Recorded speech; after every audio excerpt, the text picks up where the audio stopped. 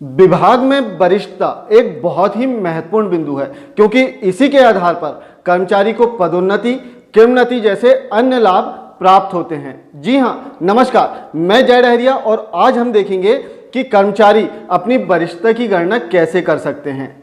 वरिष्ठता की गणना कैसे की जाए, इस संबंध में बहुत सारे शिक्षकों के प्रश्न आ रहे थे, जिनका जवाब देते हुए मेरे मार्गदर्शक प्रचार आदरणीय श्री दीपक हलवे जी ने बताया कि विगत कुछ दिनों में अध्यापक संवर्ग के कर्मचारियों के ऑनलाइन और ऑफलाइन ट्रांसफर हुए हैं, जो प्रशासनिक और स्वैच्छिक दोनों प्रकार के थे।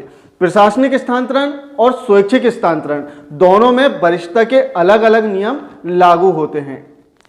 जैसा कि आपको पता है कि अध्यापक संवर्ग के कर्मचारियों का 1/7/2018 से नवीन शिक्षक संवर्ग में संविलियन हो चुका है।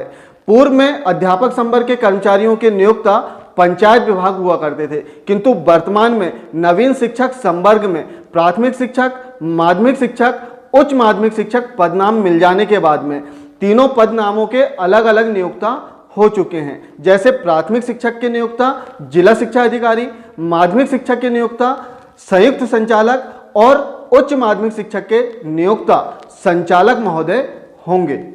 वरिष्ठता की गणना कैसे की जाए, इस संबंध में समान प्रशासन विभाग द्वारा 20 अप्रैल 1998 को एक संशोधित आदेश जारी किया गया, जिसमें बताया गया कि ट्रांसफर की स्थिति में वरिष्ठता की गणना कैसे की जाए। तो आइए देखते हैं कि ट्रांसफर होने पर किन परिस्थितियों में वरिष्ठता समाप्त होती है और किन परिस्थितियों में वरिष्ठता समाप्त नहीं होती। देखते हैं स्क्रीन पर। आइए हम देखते हैं मध्य प्रदेश शासन समान प्रशासन विभाग द्वारा दिनांक 20 अप्रैल 1998 को कर्मचारियों की वरिष्ठता के संबंध में जारी किया गया संशोधित आदेश। संशोधित बिंदुओं की जानकारी पत्र में हमें नीचे प्राप्त हो जाएगी। जैसे इसमें पहला बिंदु है, सीधी भर्ती किए गए तथा पदोन्नत हुए व्यक्तियों की वरिष्ठता की गणना हम किस प्रकार से कर सकते हैं, उसका पूरा मार्गदर्शन इस पत्र में दिया गया है। इस आदेश को आप डिस्क्रिप्शन बॉक्स से बहुत ही आसानी से डाउनलोड कर सकते हैं। डाउनलोड करने के बाद में इसका बारीकी से आप अध्ययन कर सकते हैं। हम पत्र में दिए गए बिंदुओं को सरल शब्दों में समझने का प्रयास करते हैं।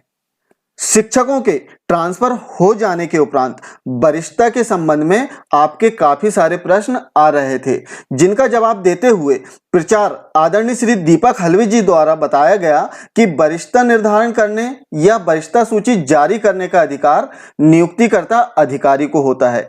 नियुक्तिकर्ता अधिकारी जिन पदों का नियुक्तिकर्ता होता है, उसकी वरिष्ठता सूची प्रतिवर्ष लगभग 31 मार्च तक जारी कर प्रकाशित कर देते हैं।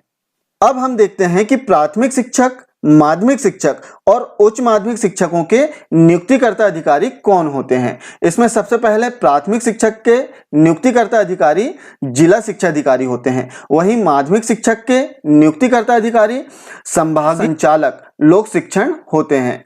इसी प्रकार उच्च माध्यमिक शिक्षक के नियुक्तिकर्ता अधिकारी आयुक्त या संचालक लोक शिक्षण मध्य प्रदेश भोपाल होते हैं।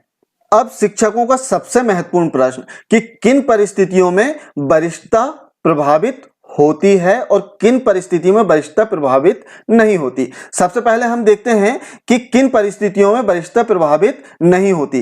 प्राथमिक शिक्षकों के लिए, अब यदि किसी प्राथमिक शिक्षक का स्थानांतरण जिले में ही स्वेच्छा से होता है या प्रशासनिक होता है, तो उनकी वरिष्ठता प्रभावित नहीं होती।